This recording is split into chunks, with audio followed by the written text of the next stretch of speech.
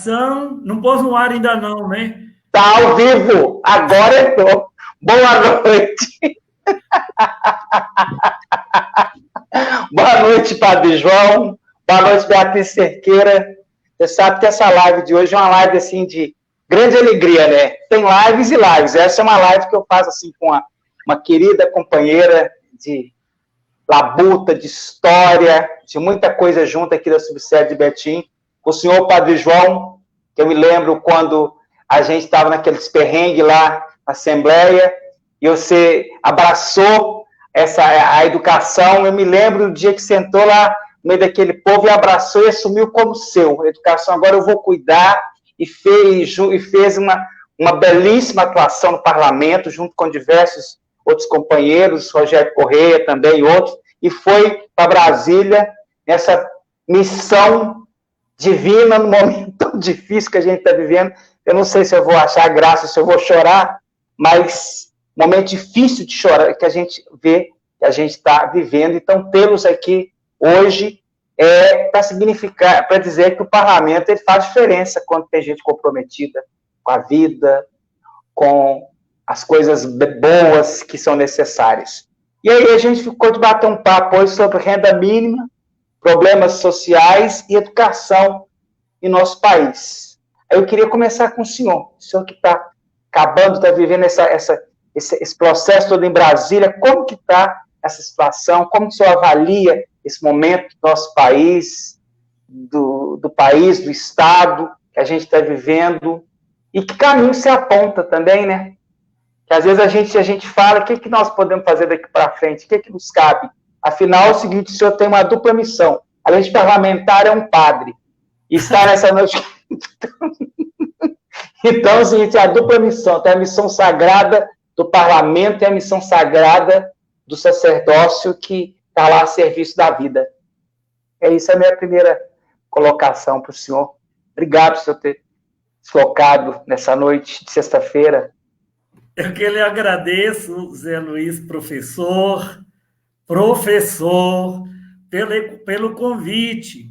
E uma alegria grande também por estar junto com a companheira guerreira Beatriz Cerqueira, de luta, professora, sindicalista e agora com um mandato, que é uma ferramenta a mais de luta, mas que só tem sentido se a gente não tirar o pé de onde viemos, né? De onde viemos, de onde veio. Então, é muito importante, né? É uma alegria estar aqui com vocês e podendo também interagir com tantas outras pessoas comprometidas.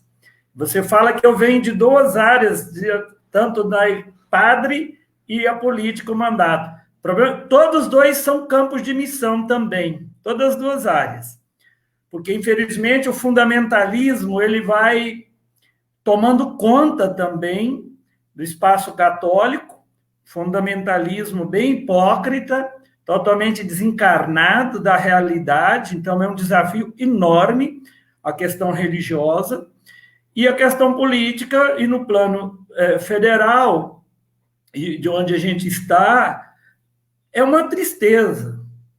E é muito preocupante, professor Zé Luiz, porque a atuação política, ela levou a um tempo os cidadãos, talvez com um trabalho bem arquitetado do capital e da grande mídia, a ter uma aversão à política.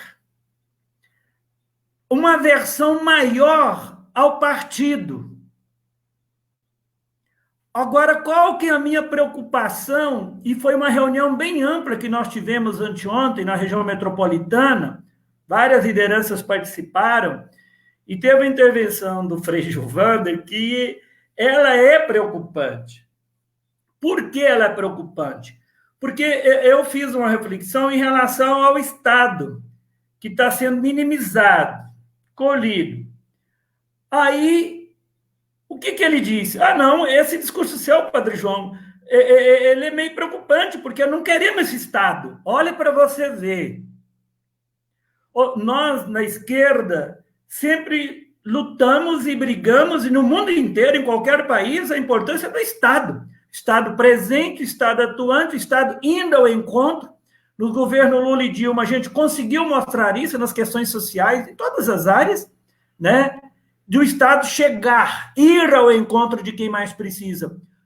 Agora, é um risco enorme criar uma aversão ao Estado, porque o Estado que está chegando é um Estado opressor, é um Estado que mata, é um Estado que extermina a juventude negra, é um Estado que nega a educação, é um Estado que nega os direitos sociais, é um Estado que arquiteta táticas e estratégias para agredir o meio ambiente. Hoje é Dia Mundial do Meio Ambiente. Chegamos a ter um ministro que arquiteta estratégia para negar as políticas.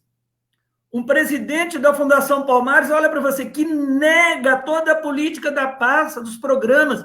Então, olha o risco que nós corremos.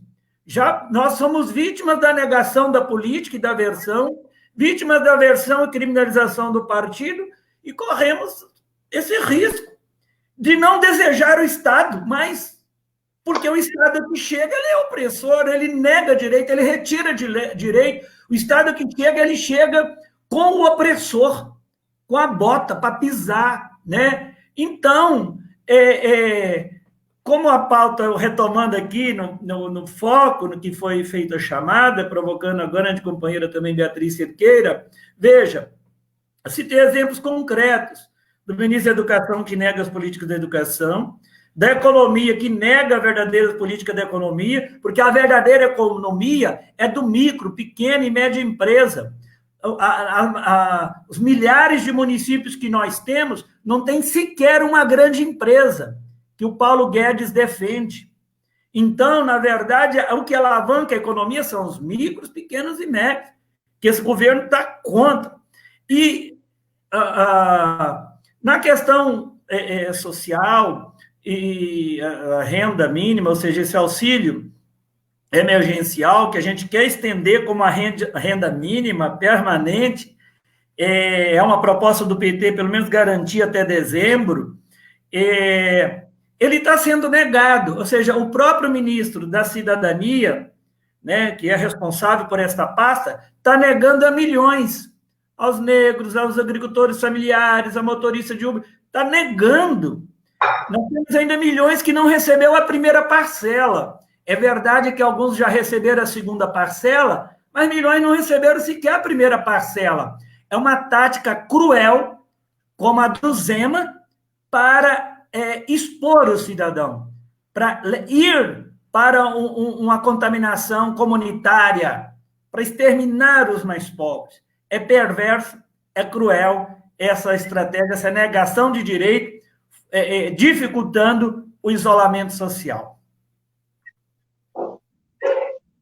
Essa aversão que o senhor acabou de colocar agora, política, eu chamo da satanização do espaço-poder, eu creio que a professora Beatriz Cerqueira, quando começou essa trajetória, hoje, como o parlamento, houve uma dificuldade muito grande em relação de compreender que era necessário ter no espaço do Parlamento Mineiro uma representação de alguém que viesse da militância, não só da militância sindical, mas da militância sindical, do movimento social, que trouxesse essas bandeiras a partir do que a gente construiu, educação. E hoje, Beatriz Cerqueira, eu assim, tenho acompanhado assim, os milhares de projetos que você tem feito na Assembleia, muitos, inclusive, esse último agora, que o governo não demitir as pessoas que são contratadas, essa defesa da vida que você faz.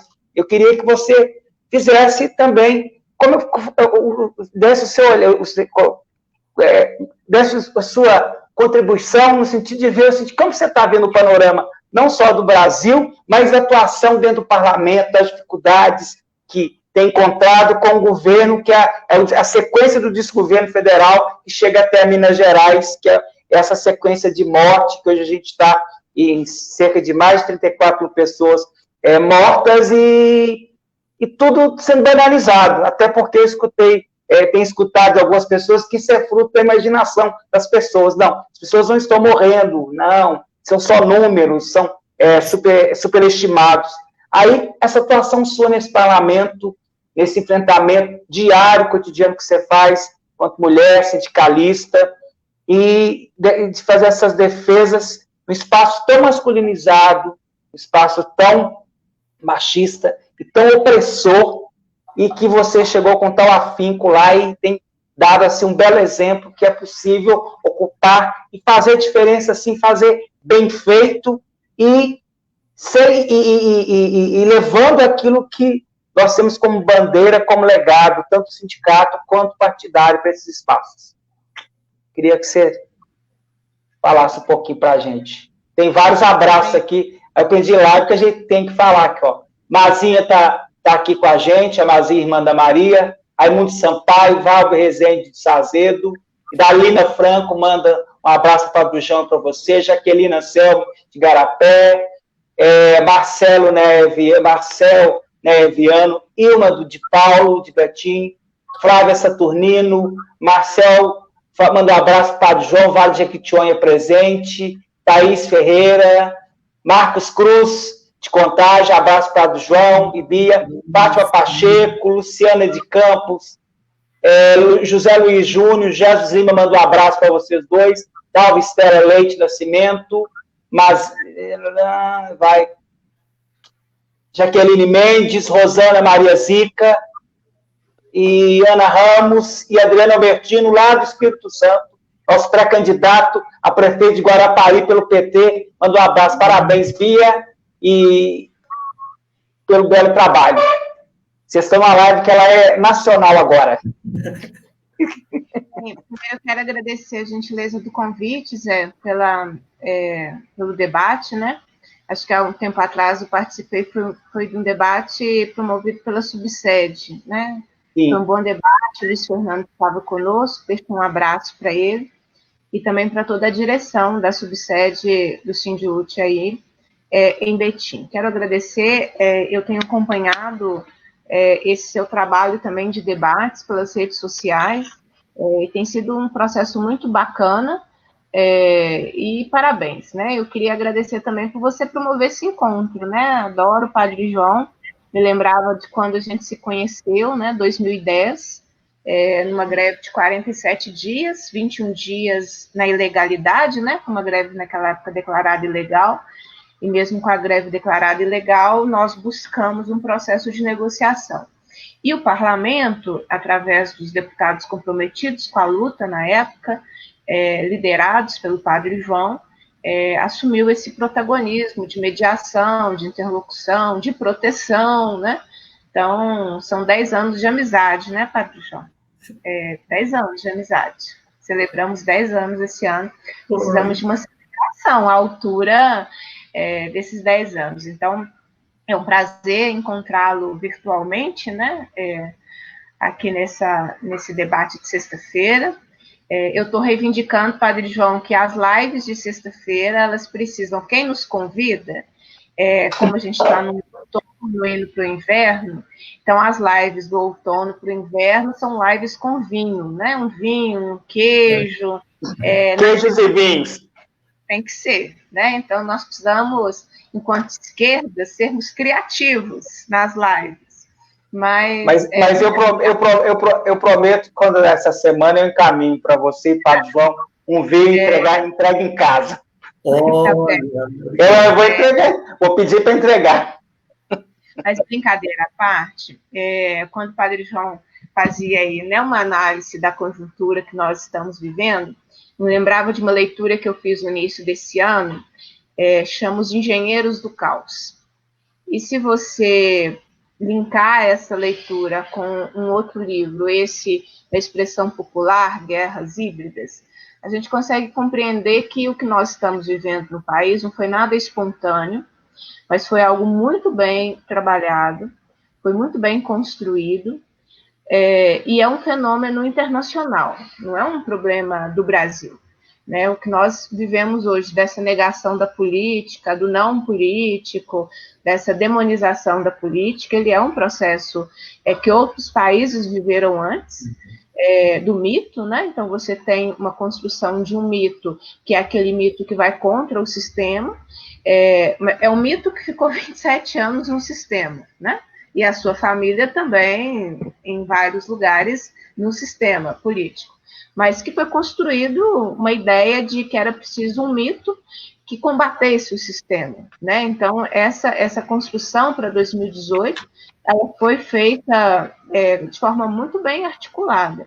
Nós temos, né, riquezas que o mundo capitalista almeja controlar. E, principalmente, o pré-sal nos colocou numa lista, imagino, né?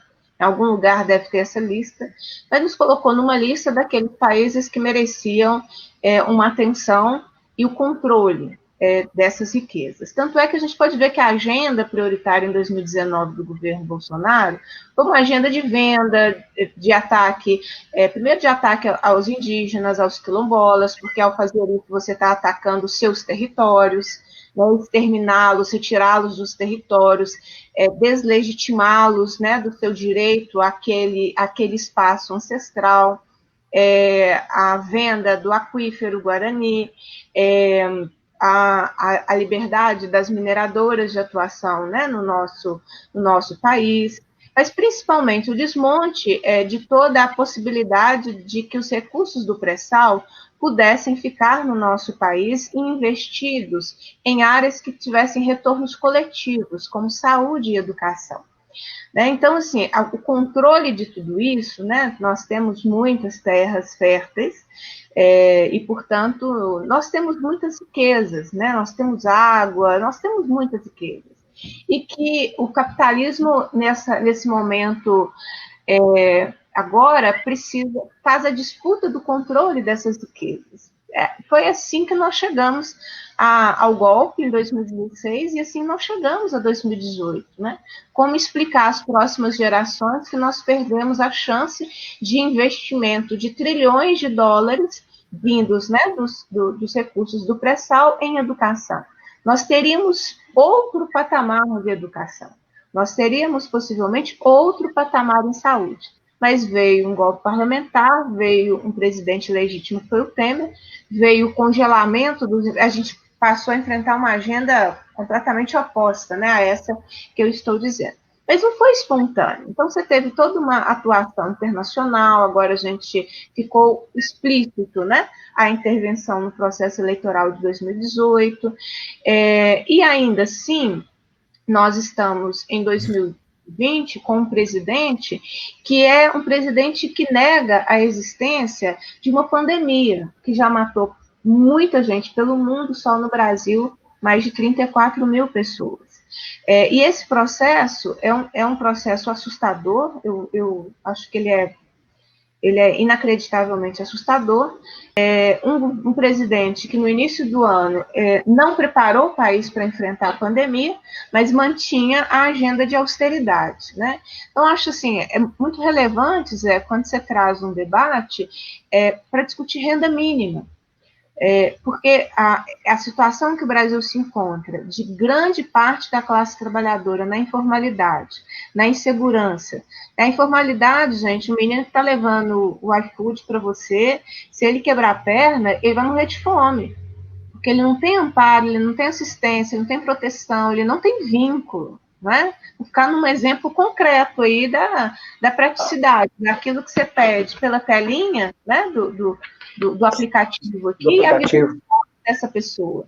Né? Então, assim, nós precisávamos estar discutindo no Brasil a proteção a esses grupos que se tornaram mais vulneráveis, consequência de uma política econômica que o país os colocou dessa forma. Né? A falsa ideia do empreendedorismo, eu sou o meu patrão.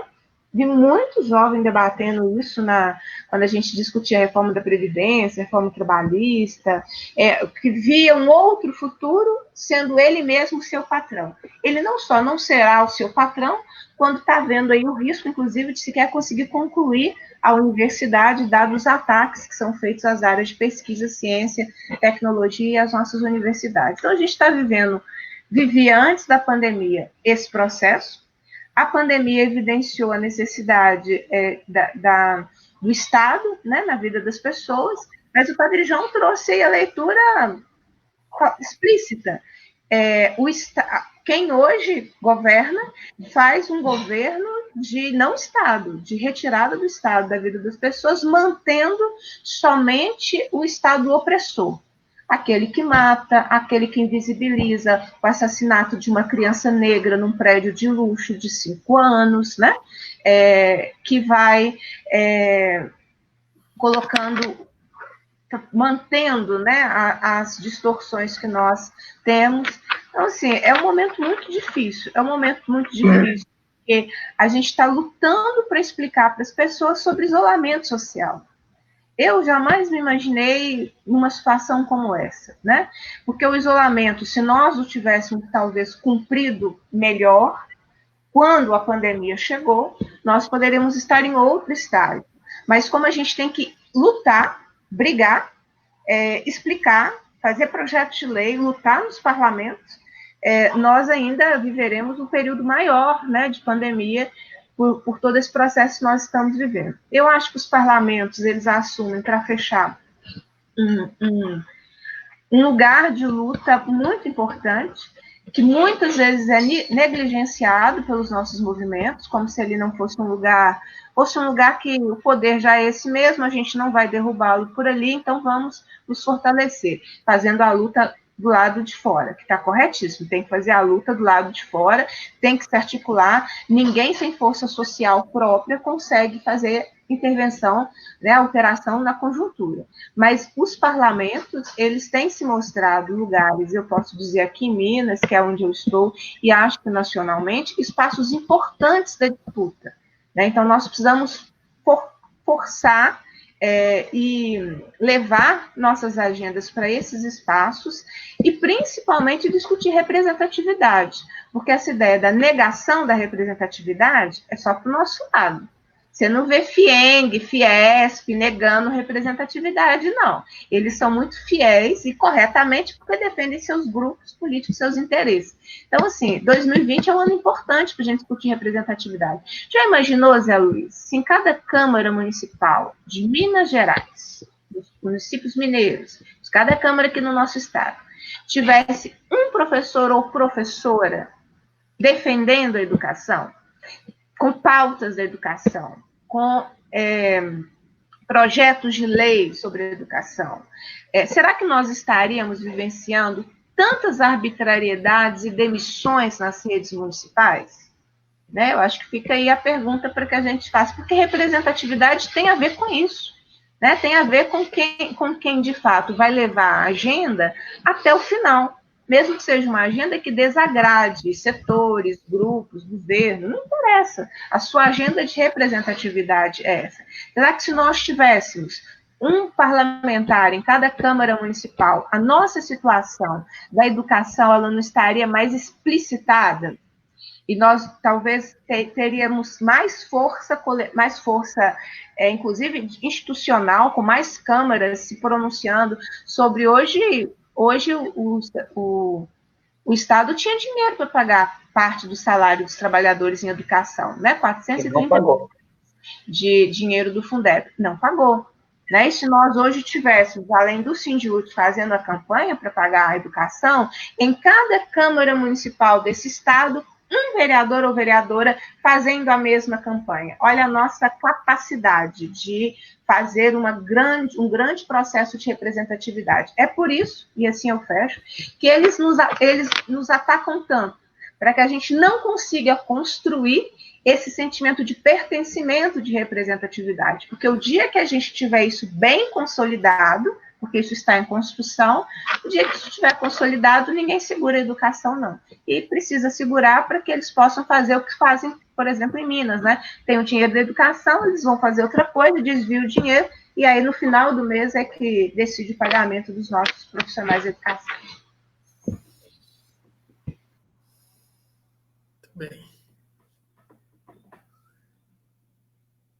E esse pertencimento que você falou, Beatriz, e que o Padre João também traz na caminhada de luta, ele é fundamental. Eu quero reiterar aqui, por exemplo, o meu pertencimento ele vem junto ao Sindicato Único dos Trabalhadores em Educação, a militância que começa aqui em Betim, junto com a Beatriz Cerqueira, depois a gente vai na direção estadual, junto ao movimento negro do estado de Minas Gerais, que eu já fazia essa militância, e hoje lá nas fileiras do MNU, junto aos movimentos sociais, MAB, MST, LPS, os movimentos de vilas e favelas, ao diálogo e o respeito interreligioso. E aí tem dois fatos que eu acho que esses dias eles me chamaram muita atenção. Primeiro foi que eu constatei que a bala e a chibata ela tem uma direção certa quando a gente teve o assassinato do João e quando vazou um áudio lá da Fundação Palmares, de uma reunião em que os membros da reunião eles acatam a mãe baiana lá, e hoje teve um ato lá em Brasília, porque não é só a gente tratando de uma mulher de matriz africana, ela representa todo o movimento social, toda a luta do povo negro, quilombola, LGBT, porque hoje a narrativa do ódio que tem que ser feito nos espaços a partir de um presidente que ele não é um estadista, ele tem um projeto de Estado definido, ele não é um louco, como as pessoas acham, ele tem um projeto, é o não Estado, é o que está aí, é você fazer um Estado de exceção, é você levar um Estado fascista, racista para todo e preconceituoso, é o caminho que a gente está caminhando, e demonizando o espaço do parlamento, demonizando o judiciário, os espaços que são construídos para que eles possam ocupar esses lugares, que é algo que me preocupa muito nesse processo que a gente vive, nesse momento em que, além de vocês que fazem a luta parlamentar, eles também já começam a regimentar em outras fileiras. Eles têm essa clareza de tomada de território. E nós precisamos, alguém perguntou assim, já perguntou aqui, o que a gente deve fazer. A gente precisa o seguinte, essa semana eu conversava com as pessoas e dizia o seguinte, o nosso sentido da vida é a luta, é a organização, é a ocupação de todos os parlamentos nas cidades, como a Bia acabou de colocar. A gente tem esse sentido de coletividade. Hoje eu estava aqui, agora à noite, vi aqui o professor Adriano de Guarapari, quando a gente conversava um tempo atrás, Adriano, hoje você é pré-candidato a prefeito de Guarapari,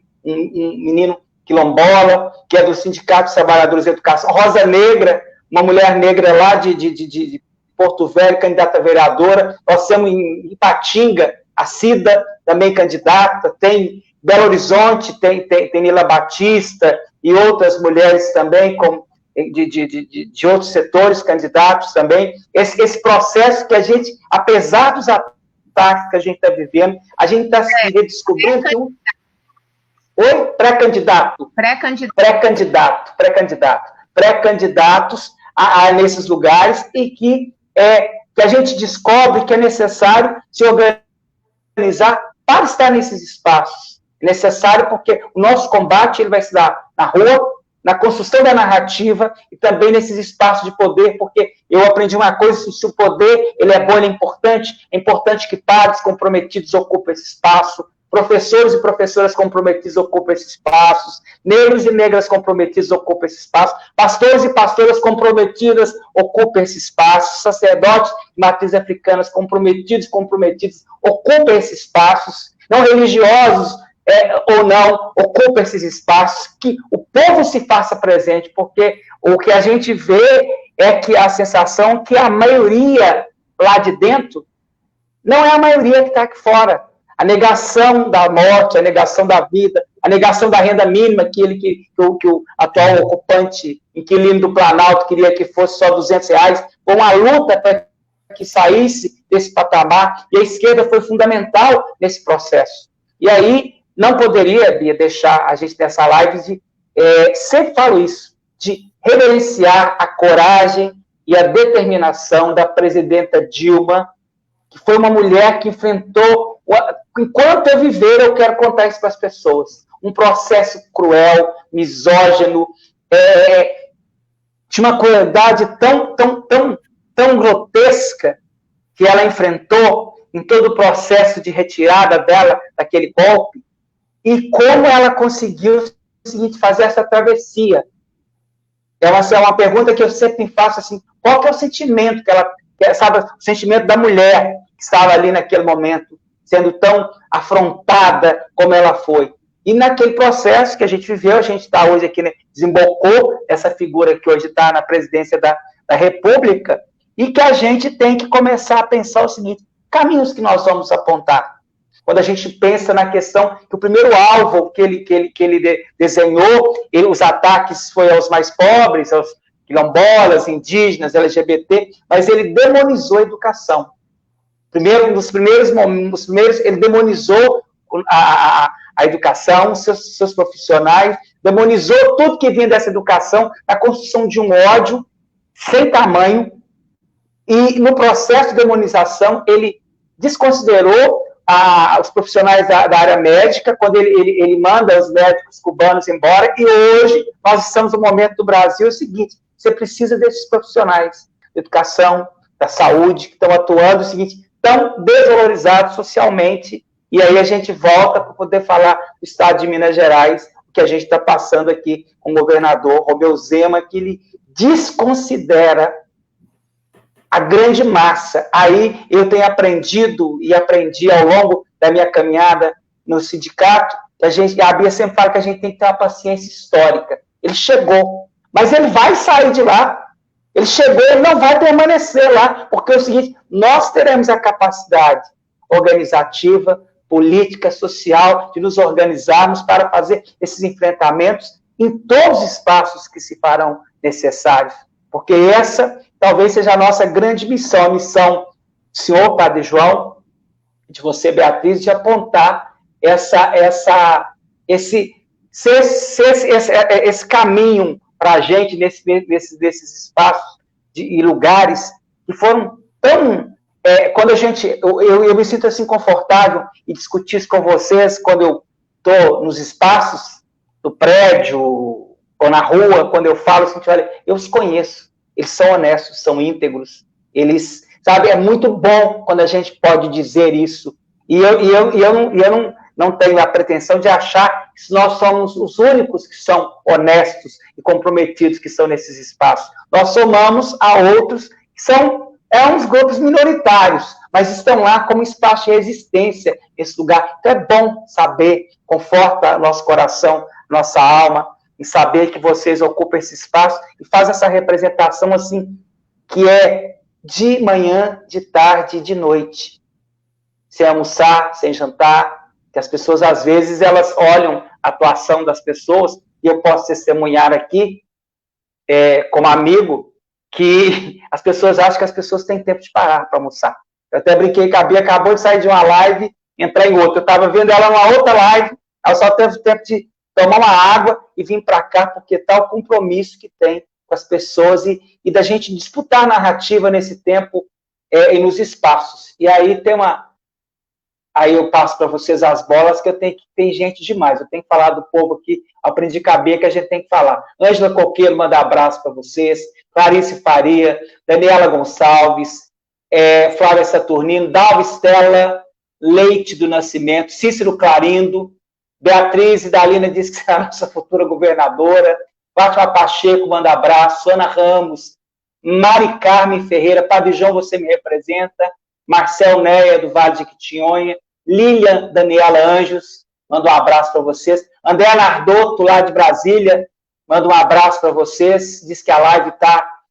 Thaís Ferreira, quais são as saídas para sair do que vocês apontam para o futuro?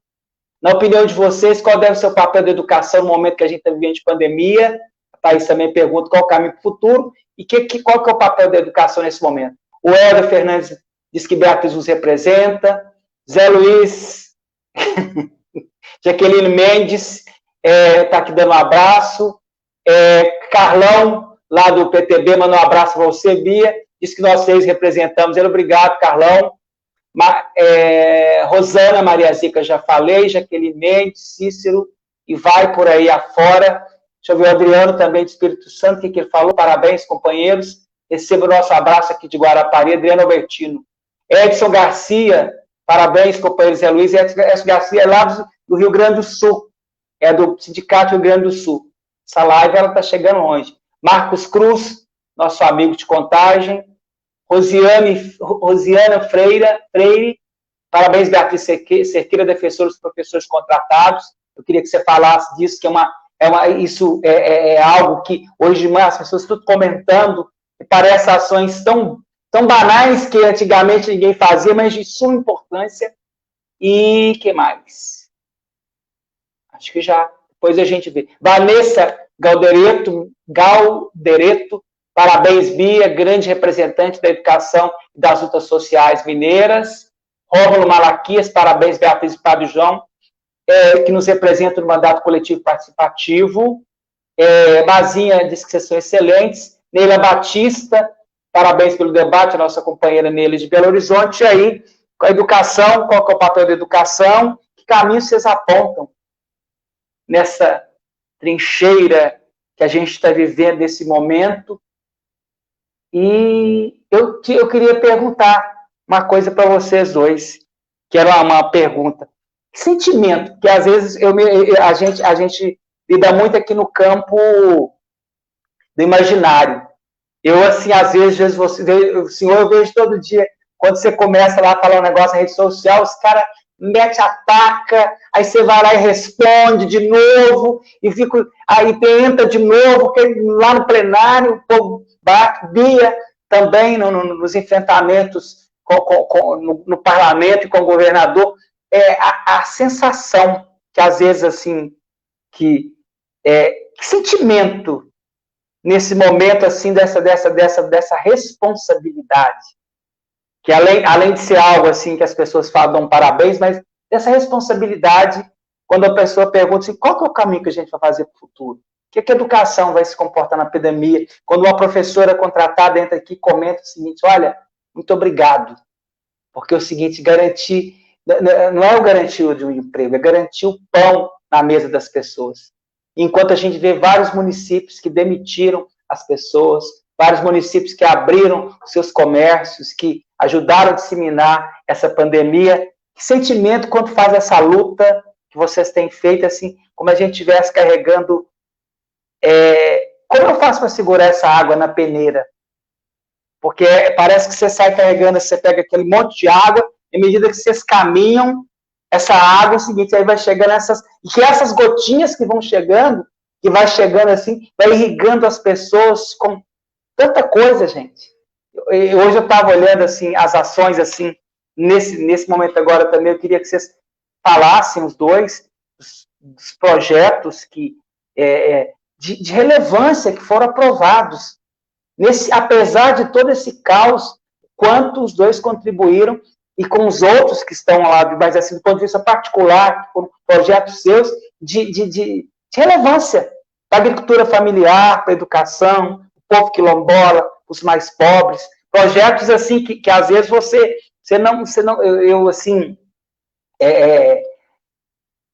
que vocês não têm, assim, às vezes não tem dimensão. Hoje eu estava conversando com uma pessoa, que ela naquele projeto que teve, quando fez ela é minha tia, e naqueles poços, lembra do governo Lula, aqueles poços de água, e deu aquelas caixas d'água para o povo do sertão, o quanto aquilo modificou a vida das pessoas.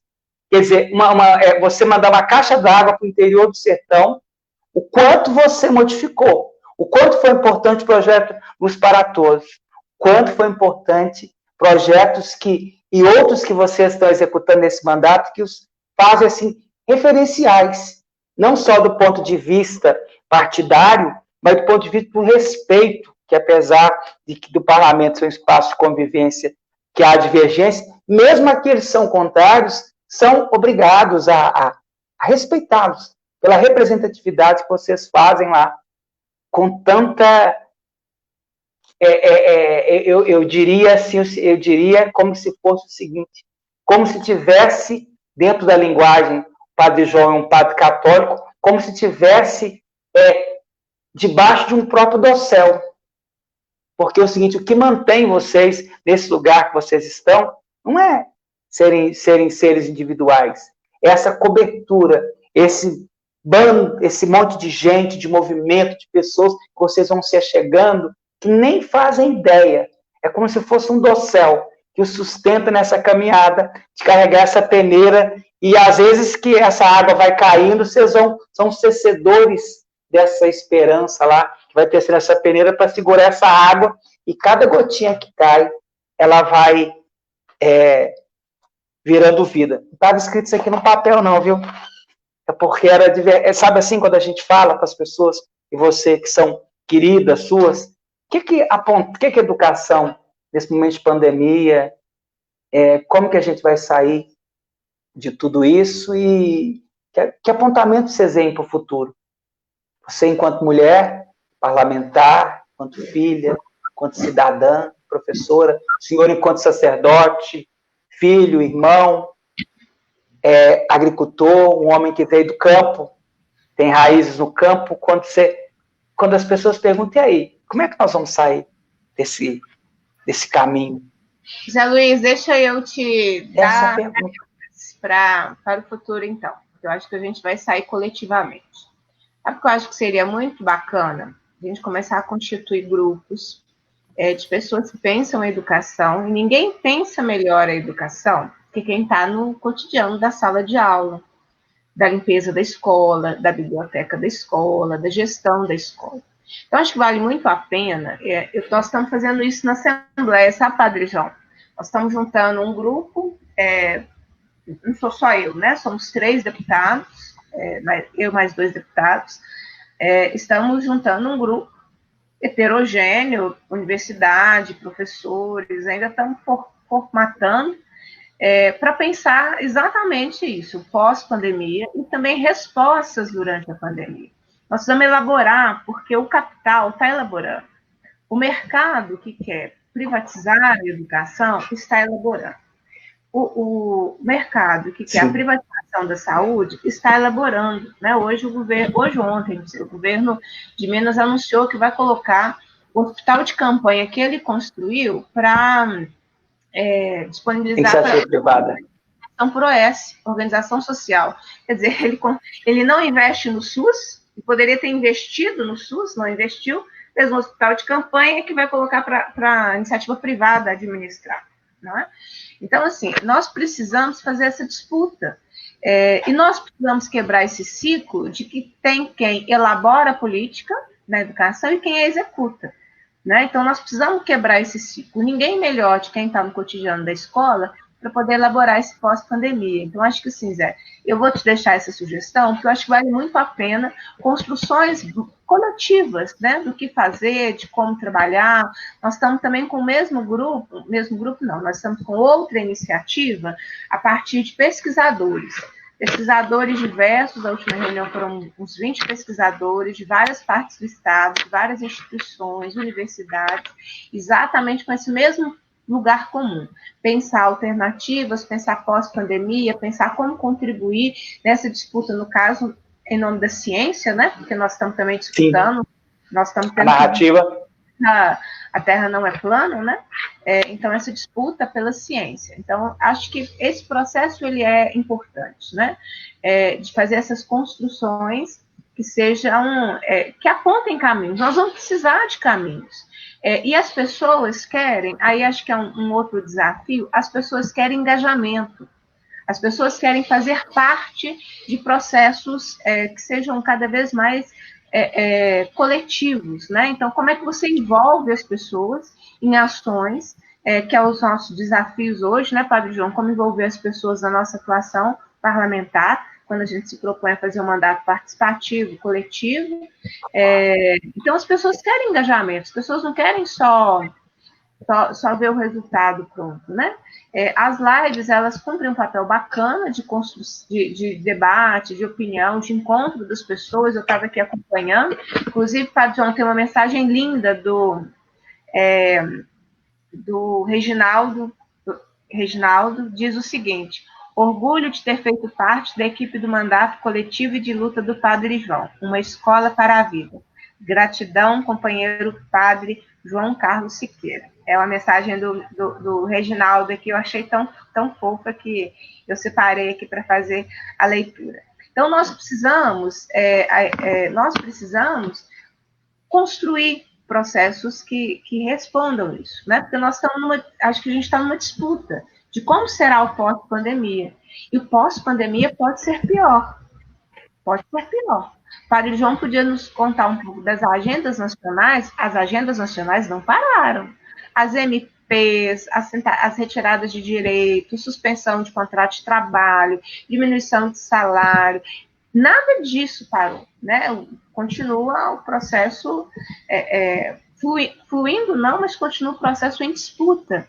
Então, nós vamos disputar esse pós-pandemia, porque o mercado e esses conglomerados, educação, saúde, né, da área privada, eles já estão se organizando para o pós. Então, qual vai ser o nosso pós? Nosso pós vai ser uma ampliação da educação à distância na educação básica? Corremos esse risco, não é? O pós será o teletrabalho, de forma que eu diminua os postos de trabalho. E gera desemprego. Um apagão no serviço público, eu tenho muito medo disso, sabe? Muito medo não, eu avalio que é muito possível um apagão no serviço público. Uma reportagem de um jornal aqui de Minas apontava que estão em condições de ir para a reserva, né, é o nome certo, acho que quase 4.000 policiais e bombeiros. Vocês não imaginaram? Da corporação, que no início do ano passado, quando o crime da Vale, já existia uma defasagem de profissionais em toda a segurança pública, tinha menos gente do que deveria ter, né? Eu sei porque eu participei da CPI, era uma questão que eu sempre questionava, né, os comandantes, então tem menos gente do que deveria ter, precisa ter mais gente, né, precisa ter mais concurso, precisa ter mais gente nomeada nessas áreas também, na nossa área da educação também, mas já imaginou o que é a retirada? Quando agora, né, o governo de Minas está para pautar a reforma da Previdência. Quando vem uma reforma da Previdência, a pessoa do cenário, e o cenário que ela tem, ela inclusive pode antecipar a sua aposentadoria, né, caso uma reforma possa vir a retirar direitos. A gente não tem ainda o conteúdo da reforma da Previdência aqui do Estado. Então, a gente corre o risco de apagão nos serviços públicos. Né? Então, como é que esse pós-pandemia pode ser um pós-pandemia com menos Estado na vida das pessoas e com um processo avassalador de privatizações, além das agendas que estão no Congresso Nacional. E sem contar, gente, que um presidente que fala para milhares de mortes, e daí, não sou coveiro, né, e comete crime de responsabilidade dia sim, no outro dia também, porque é crime de responsabilidade você atentar contra os outros poderes, você participar ou incitar manifestações contra os outros poderes, apologia a regimes autoritários, não é? Como você explicar no Brasil, com a história que nós temos, de luta, de resistência, de enfrentamento ao racismo, você tem um presidente que faz atos que fazem apologia, né, ao racismo, né, você ter grupos de apoio ao presidente que fazem atos racistas, né? Então, como é que é tudo isso? Então, eu acho que tudo está em disputa, as eleições municipais vão acontecer nessa conjuntura, nesse contexto, e eu acho que o desafio, Zé Luiz, é linkar tudo isso que nós estamos conversando no plano geral à vida concreta das pessoas.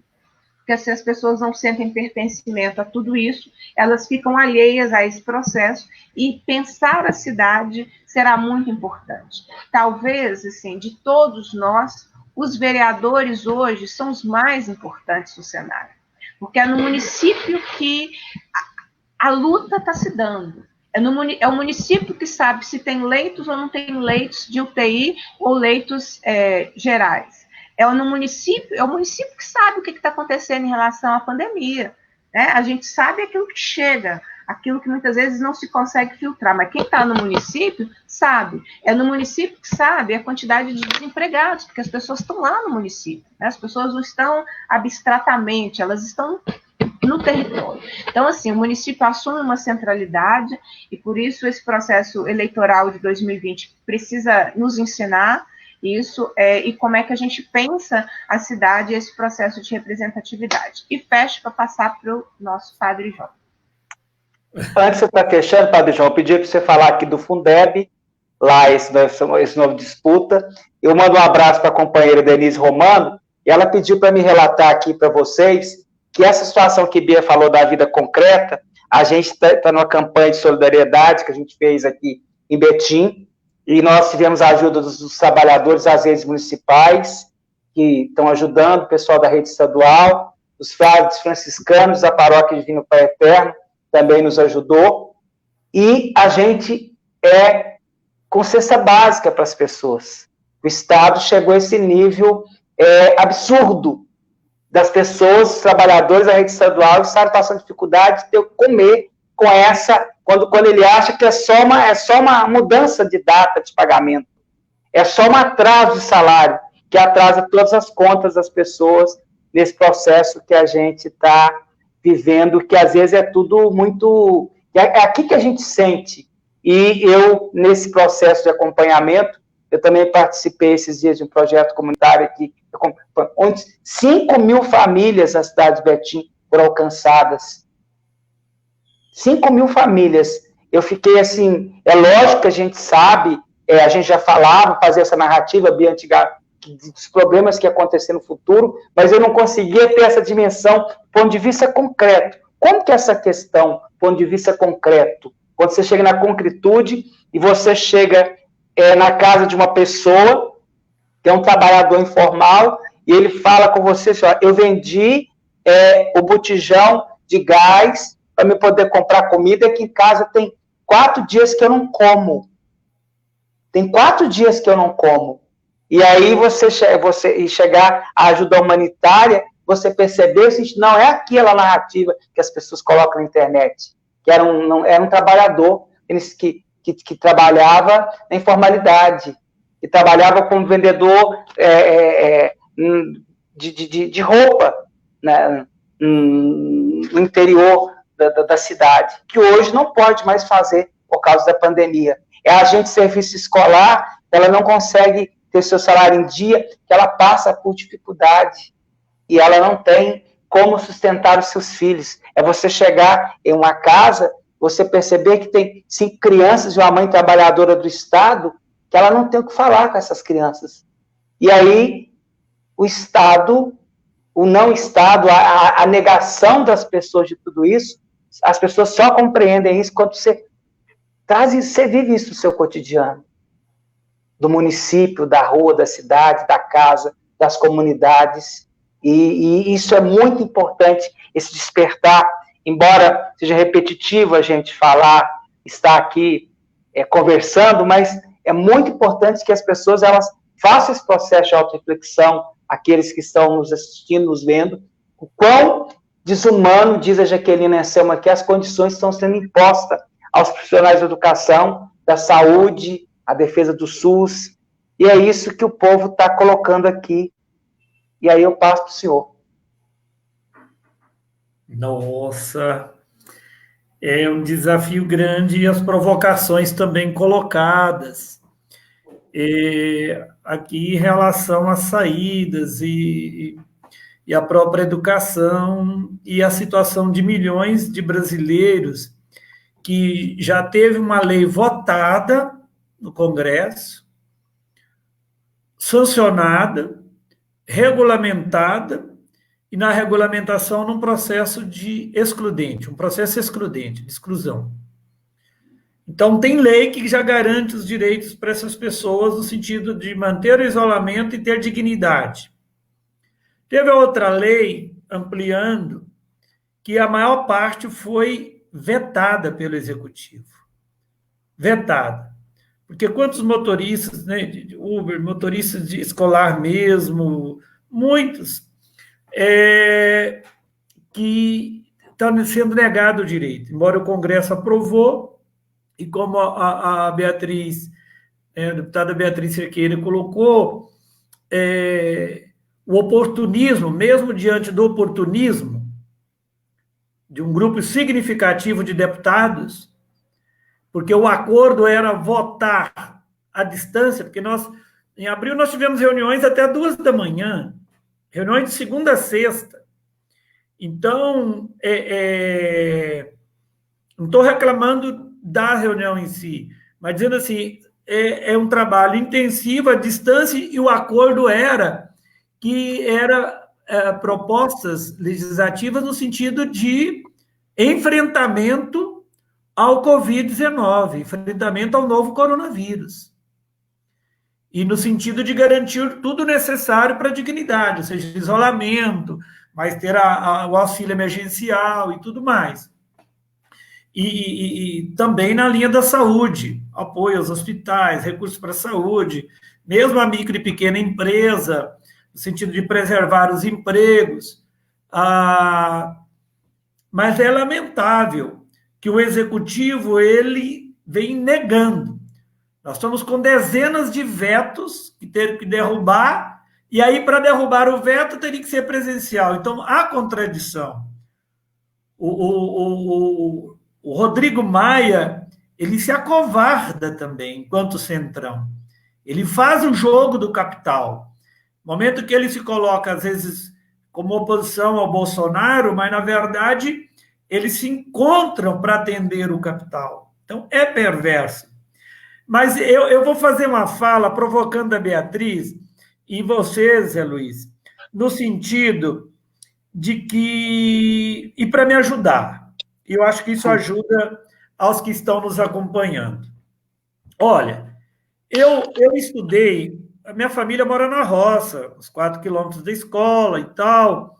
Quando eu estudei, estudava de manhã, trabalhava na roça à tarde e tinha como fazer tarefa à noite, só à noite. Então, e não tinha energia elétrica.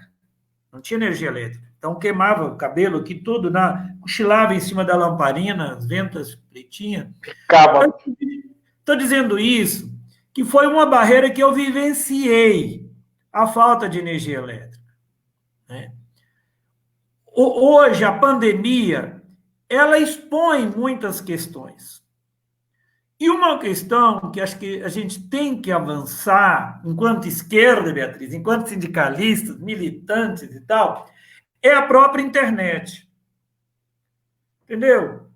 Não é porque que a educação à distância, não é essa, mas eu entendo a internet ser um instrumento importante e que nós temos milhões de estudantes que estão excluídos desse serviço, ou não têm de qualidade. A gente percebe pelas reuniões nossas, que às vezes nós temos trabalhadores, inclusive da educação, que a gente vão fazer uma reunião aqui, quando a gente vai interagir, ele tem que desligar a câmera, porque não dá a internet não consegue bancar o áudio. Então, ele expõe uma precariedade hoje, que eu entendo que é importante, em relação a como é que a pandemia e essas saídas. Então, se é um problema que está exposto, acho que já tem que resolver e é um indicativo que a gente tem que avançar. E a própria pandemia, nós não temos, ela expõe uma coisa muito grave, Zé Luiz, que é quando as pessoas que têm acesso ao poder negam as políticas e os programas. Então, a pandemia expõe e exige de nós um fora Bolsonaro. Ela exige de nós um fora Bolsonaro, fora o ministro da Educação, ministro da Cidadania, porque não resolve a gente derrubar ao presidente da Fundação Palmares, esse Sérgio lá, né? Não resolve o ministro da Educação, vamos derrubar e tal. Mas é o sistema, é todo o governo que está muito bem arquitetado, alinhado com o capital norte-americano. Então, essa é a urgência. Então, nós, na pandemia, como é que será a saída? Pessoal, olha, nós não vamos ter uma retomada de geração de emprego com esse governo.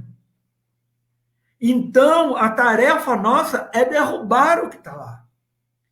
E aí tem a sua pré-candidatura. Você é pré-candidato a vereador, Zé Luiz, professor.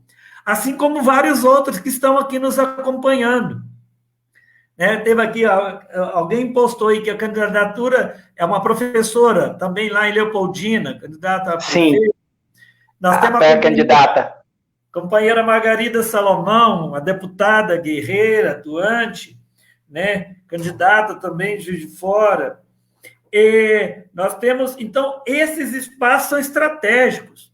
Olha o grande trabalho que a companheira Beatriz está fazendo na Assembleia, grande trabalho que o Rogério Correia, enquanto deputado federal, está fazendo também lá na Câmara Federal. Então, é muito estratégico conquistar esse poder aí, legislativo. E a forma é também estar debatendo com a companheirada de Betim, né?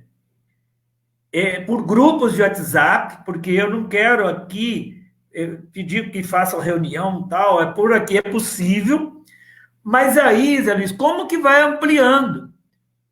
E aí nós vamos construindo saídas. Dá para dialogar com os trabalhadores da educação e construir uma plataforma de atuação parlamentar sua, em Betim, mas dialogando também com a alimentação escolar, dialogando com a segurança alimentar. E aí, como é que nós vamos garantir a segurança alimentar, não só dos alunos, mas também da população, um alimento sem veneno, alimento sem agrotóxico. Dá para discutir também a questão da agricultura urbana. Você não está negando a essência de toda a sua vida, que é a educação e a defesa dos direitos das trabalhadoras e dos trabalhadores da educação. Acho que esse é o eixo central da atuação. Mas, porque nesse sentido, eu acho que a gente consegue responder outros companheiros que a gente vai construindo saída também dessa pandemia, que é o trabalho e renda e a dignidade de todos os outros trabalhadores. Porque nós sabemos que um aluno que está com o pai desempregado é um problema da educação. É um problema. Entendeu? Então, acho que nesse sentido, que aí, Beatriz, não é contraditório, no sentido assim, a educação à distância, ela nunca vai enxergar esse problema. Entendeu? Se hoje nós já temos os que encabeçam, no caso dos executivos, uma insensibilidade enorme, então a tecnologia, quando eu falo a internet, ela é um instrumento a mais, mas esse presencial é insubstituível. Esse diálogo, esse calor humano, esse abraço. E a própria pandemia nos mostra isso, né? O quanto é importante esse afeto, esse olho no olho. Então, a educação é isso, mas ela expõe essas outras precariedades, e aí dialogando. A agricultura urbana, eu já disse, acho que tem muitas outras questões que vai garantir emprego e renda e dignidade também, né, para os alunos, ampliar, de fato, nós temos que ampliar direito. Então, nós não podemos abrir mão do Estado. Nós não podemos... Eu lembro das resistências que tínhamos de muitas lideranças, até de Babia, né? No sentido de lutar por um mandato, por ocupar esse espaço também institucional. E ela vê hoje que é uma ferramenta estratégica importante para a classe trabalhadora. Então, acho que é nesse sentido de que nós também, da mesma forma que caiu a ficha, que nós não podemos abrir mão da política, não podemos abrir mão do partido, que é um instrumento que fortalece a democracia, é um instrumento que nos viabiliza a conquista do poder. Assim também nós não podemos abrir mão do Estado. Agora é isso, é esse Estado que vai viabilizar e proporcionar a geração de emprego, a educação pública de qualidade, saúde pública de qualidade, né? E nós sabemos que o princípio de garantir a qualidade das políticas é a dignidade e o respeito aos trabalhadores que executam essa política. Olha o que está passando também os trabalhadores e trabalhadoras da saúde. Verdade. EPI, entendeu? Então, é um desafio enorme. Quantos que já morreram, vieram a óbito, né? Então, é uma coisa, nesse sentido, a defesa de quem executa, que é o dedinho, o braço do Estado lá. Por isso que nós temos que ser esse braço e não deixar o Estado opressor a levar as pessoas a negar esse Estado. Então, eu fico, assim, feliz em poder perceber que nós temos muitos pré-candidatos e pessoas, né, igual a você, que tem competência, que tem história, que tem uma luta, e que nós temos que nacionalizar isso, Zé Luiz.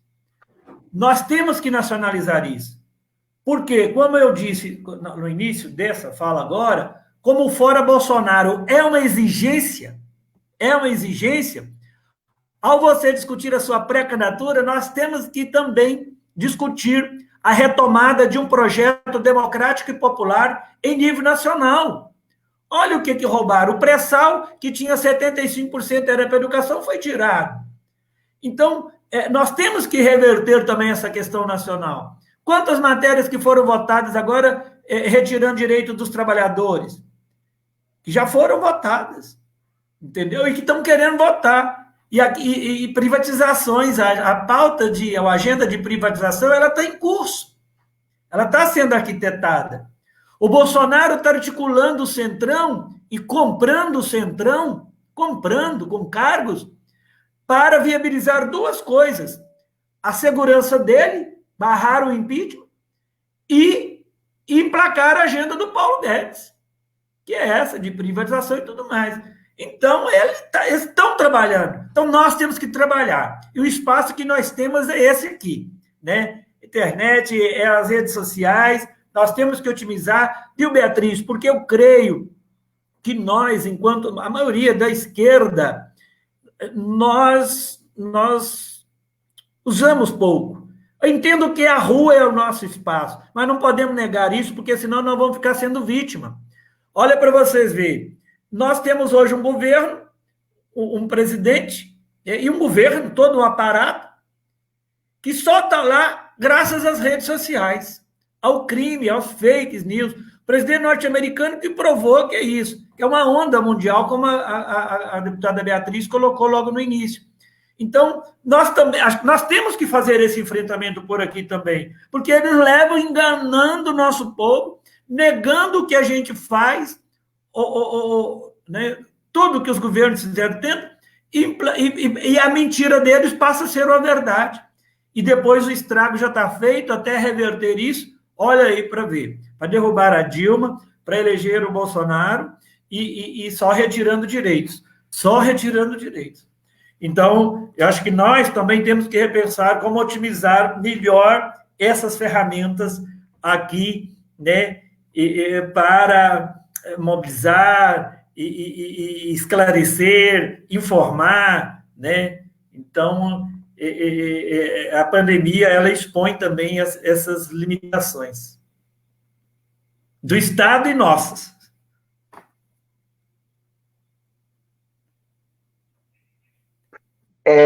Antes de passar para a companheira Beatriz, você falou aí, Padre João, eu lembrei aqui, eu acho que a gente... Eu vou inventar um termo novo aqui. Eu acho que a gente precisa de criar os chamados quilombos virtuais.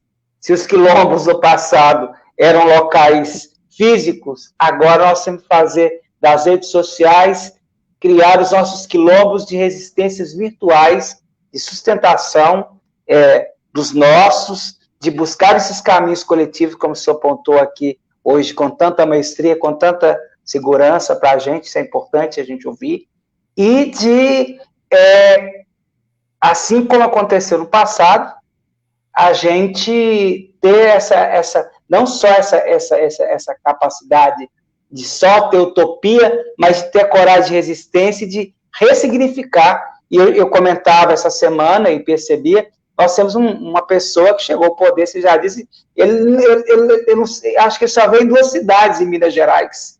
Ele não veio fisicamente aqui fazer para trazer a sua proposta. E chegou em tudo quanto é lugar. E essa proposta chegou em tudo quanto é lugar, e hoje esse é o nosso desafio. Esses quilombos, esse espaço de resistência que a gente está fazendo aqui, que outros assim o façam, as mulheres, os trabalhadores do SUS, e a gente vai juntando e construindo essa plataforma coletiva, onde a gente possa se encontrar e se interagir com essas políticas, com essa rede de políticas públicas, essas redes de ações, porque é o seguinte, hoje nós estamos, todos que atingidos por esse governo, nós estamos todos do mesmo lado, sofrendo assim as mazelas e vendo isso no campo real das nossas vidas, e a gente vai ter que ter essa capacidade, como a Bia já tinha apontado aqui, de nos organizar, é uma tarefa que a gente em Betim, as outras cidades, nos sindicatos, nos movimentos sociais, e se reorganizar, se reinventar, como fizeram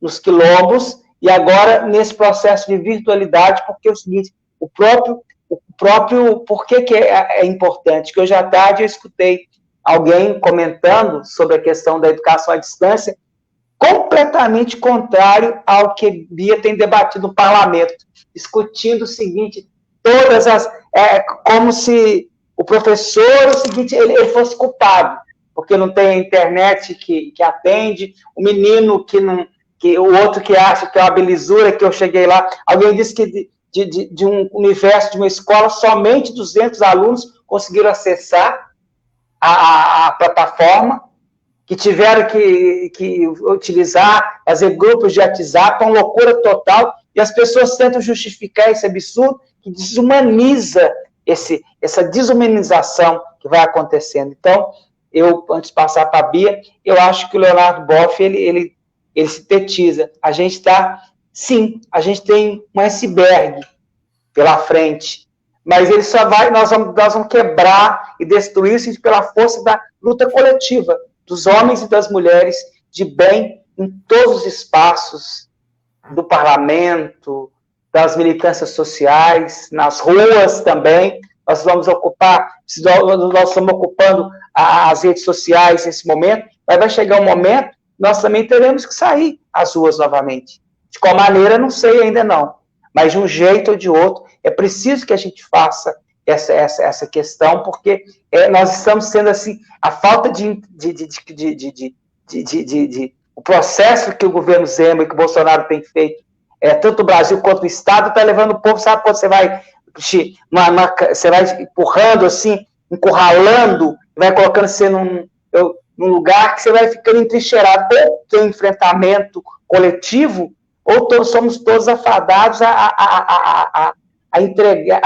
a ver esse projeto democrático popular, ele ir pelo ralo, porque se eles dominam o Estado, esse não Estado, a partir das prefeituras, nesse pleito que vai acontecer esse ano agora, nós estamos assim, com os 2 pés e com as 2 mãos quebradas. Por isso que esse debate é importante, porque é uma disputa de narrativa que perpassa em todos os lugares.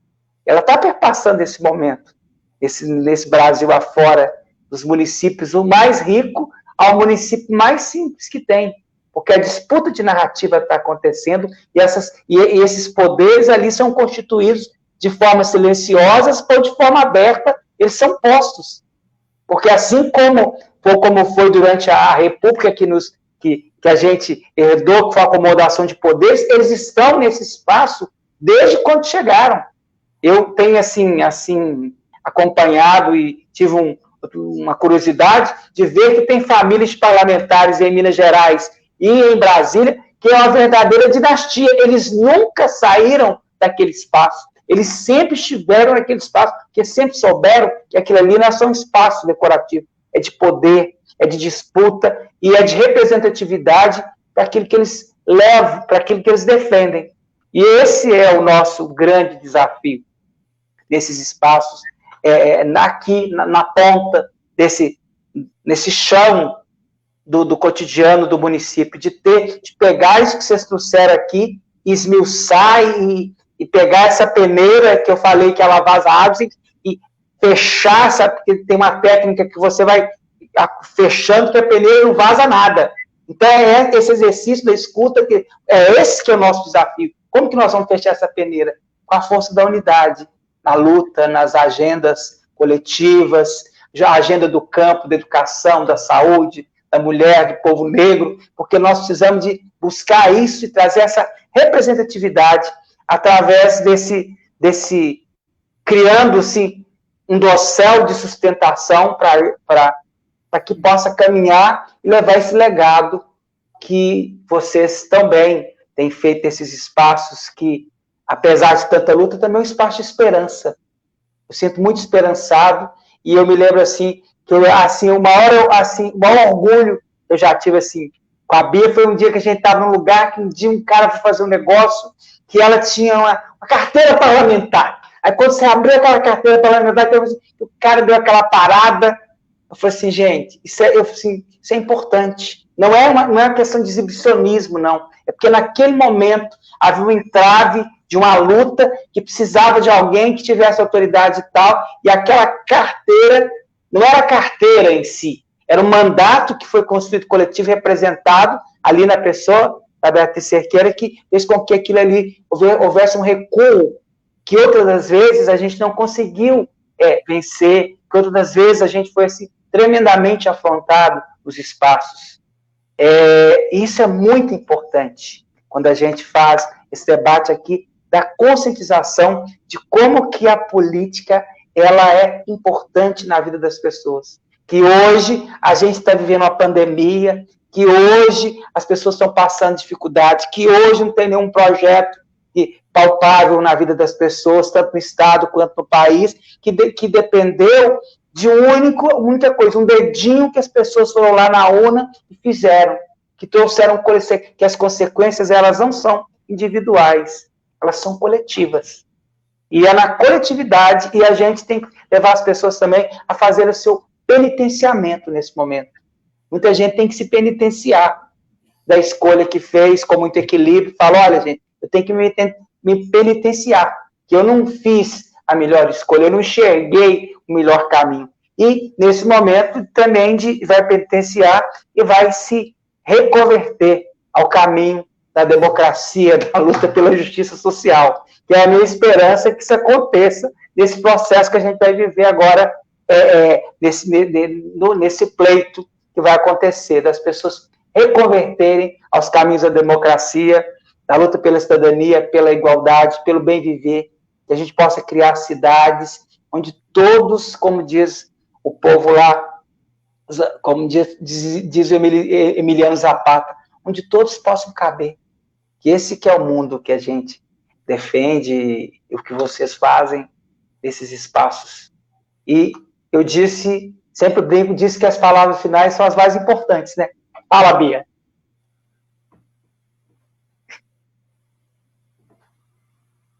Não estou te escutando. Agora você está me escutando.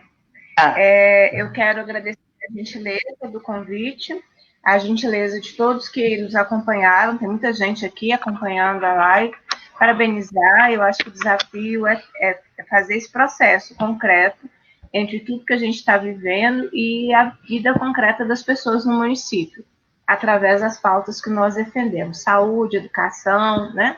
Eu acho que essa é a grande questão. Os mandatos, eles são exatamente esses instrumentos, né? Deixa eu só explicar para as pessoas aí, senão as pessoas acham que eu saio dando carteirada por aí. É verdade. Eu só uso a minha identificação de deputado, senão, né, Padzão? Tá vendo? Ah lá, virou deputada, tá dando carteirada. Eu mantenho a minha identificação com a minha carteira de identidade, né? A identificação como parlamentar são em situações extremas, né? Então, possivelmente deve ter sido alguma situação em que nós estávamos sendo proibidos de alguma coisa, ou a possibilidade de alguma repressão. Então, aí a nossa função, porque a tarefa enquanto parlamentar nos dá a obrigação de estar do lado, né, dos movimentos fazendo a luta necessária. Então, deixa eu só explicar para o povo. É verdade, aí, tem que explicar mesmo, senão... Né? E eu quero terminar, estou tentando achar aqui, com uma frase que hoje o Frei Beto publicou um texto bem impactante, né? Não consigo respirar neste Brasil desgovernado.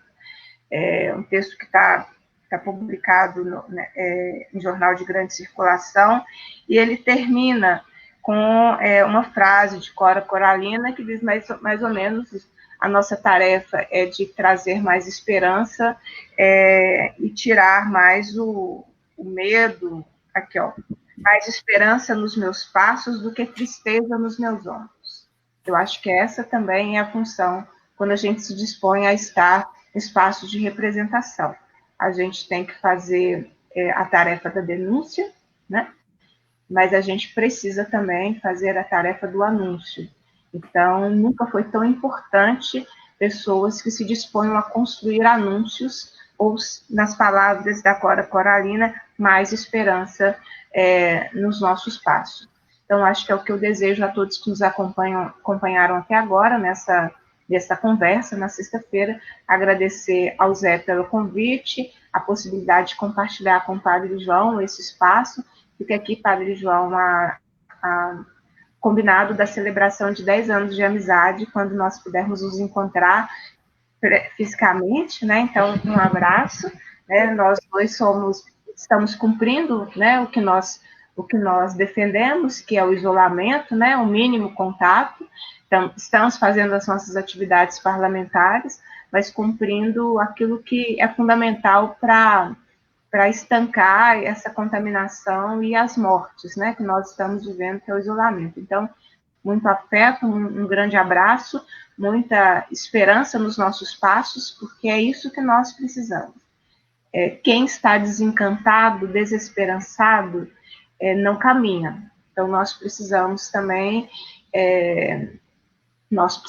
trazer esperança para que este momento seja superado. E nós temos condições de superá-lo na coletividade que nós vamos construindo aí, em ações, reações e propostas. Então, forte abraço, Zé, forte abraço, Padre João, e um forte abraço também a todos que nos acompanharam nessa conversa até agora. Obrigado, Padre João.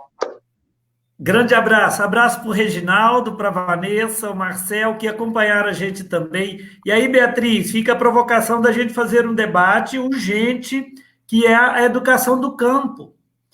Viu? O Sandro está me cobrando, então aí está a Mari Carmen, o Marcel, viu, Vanessa? Então, vários que estão acompanhando. Nós temos que retomar, viu, Zé Luiz? Porque estão totalmente abandonados. Crime o que esse Zema está fazendo com a educação do campo. Então, um grande abraço para todos. Abraço para todo mundo. E um abraço da Mãe Terra também, né? No Dia Mundial do Meio Ambiente, das águas, florestas. Obrigado. Obrigado a vocês dois. Beatriz. Boa noite. Tchau, tchau, tchau.